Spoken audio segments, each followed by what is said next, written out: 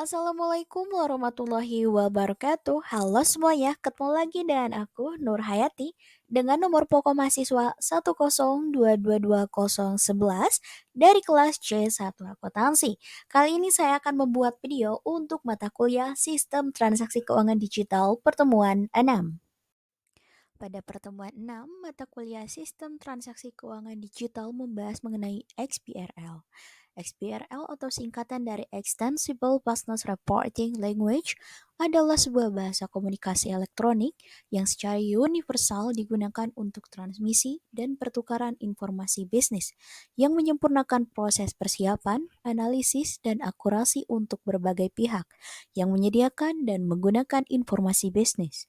XBRL saat ini telah digunakan dalam proses pelaporan di berbagai sektor termasuk perbankan, asuransi, regulator sekuritas, data provider, dan perpajakan. Selanjutnya, Bursa Efek Indonesia akan mengimplementasikan XBRL karena memberikan manfaat sebagai berikut. Yang pertama, untuk menyempurnakan proses pengumpulan data pelaporan emiten supaya lebih efisien dan konferensi. Kedua, meningkatkan daya saing produk-produk data yang kami tawarkan kepada investor, institusi, dan swasta. Lalu yang ketiga, memperkokoh keterbukaan dan keutuhan informasi pasar modal, serta meningkatkan pelayanan untuk semua konsumen informasi pasar modal. Selanjutnya, bagaimana sih alur kerja singkat pengembangan pelaporan berbasis XBRL? Pertama, ada regulator atau standar akuntansi dan pelaporan. Selanjutnya, membuat taksonomi IDX atau IDX menciptakan taksonomi berdasarkan standar akuntansi dan pelaporan. Lalu, membuat emiten atau emiten mengisi informasi pelaporan ke dalam instan dokumen. Selanjutnya, dibentuk dalam instan dokumen atau hasilnya berbentuk instan dokumen. Sebelumnya kita sudah mengetahui definisi dari XBRL, sekarang harus kita ketahui bagaimana sih XBRL bekerja. XBRL bekerja dengan membuat suatu tanda atau disebut tag yang diidentifikasi atau dikenal untuk setiap data dan data tertentu yang spesifik. Tag ini dengan mudah dan dapat dibaca oleh komputer sehingga data dapat diidentifikasi dalam bahasa apapun. XBRL melakukan tag atas semua informasi yang berfungsi sebagai barcode. Selanjutnya ada keuntungan adanya XBRL. Pertama, untuk melakukan analisa laporan yang lebih baik lagi.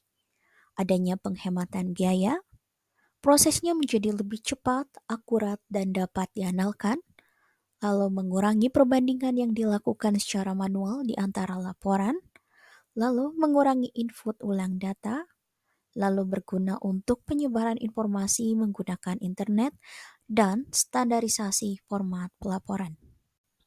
Tadi kita sudah mengetahui definisi dari XBRL, manfaatnya apa, lalu keuntungannya apa, dan sekarang siapa sih pihak yang diuntungkan dalam penggunaan XBRL? Pertama, ada pihak perusahaan yang menyiapkan laporan keuangan. Yang kedua, seorang analis, investor, dan regulator. Ketiga, seorang penerbit keuangan dan data agregator. Lalu yang keempat, independent software vendors. Dalam pengembangan pelaporan berbasis XBRL, sebuah perusahaan dapat mempersiapkan sebuah format pelaporan berbasis XBRL dengan merujuk pada suatu standar peraturan dan prosedur tertentu yang berlaku. Dalam pengembangan dan implementasi XBRL tersebut, telah dilaksanakan identifikasi kebutuhan informasi yang perlu disajikan yang dinamakan dengan taksonomi. Taksonomi XBRL adalah sebuah kamus yang digunakan dalam format XBRL. Kamus ini adalah skema kategorisasi yang mendefinisikan tag khusus untuk setiap elemen data keuangan, contohnya laba bersih. Yurisdiksi nasional memiliki peraturan akuntansi yang berbeda, sehingga masing-masing yurisdiksi nasional dapat memiliki taksonomi tersendiri untuk pelaporan keuangan. Lalu, laporan bisnis yang disajikan dalam format XBRL dinamakan sebagai instan dokumen. Informasi yang terdapat dalam instan dokumen dapat digunakan secara interaktif sebab data dalam instan dokumen tersebut dapat diakses, diekstrak, dan diproses secara elektronik. Struktur XBRL memungkinkan penanganan yang sangat efisien atas data bisnis dengan menggunakan aplikasi komputer. Kemampuan ini mendukung semua kinerja yang terlibat dalam menyusun, menyimpan, dan menggunakan data bisnis. Informasi tersebut dapat dikonversi menjadi XBRL oleh proses pemetaan sesuai atau yang dihasilkan oleh perangkat lunak.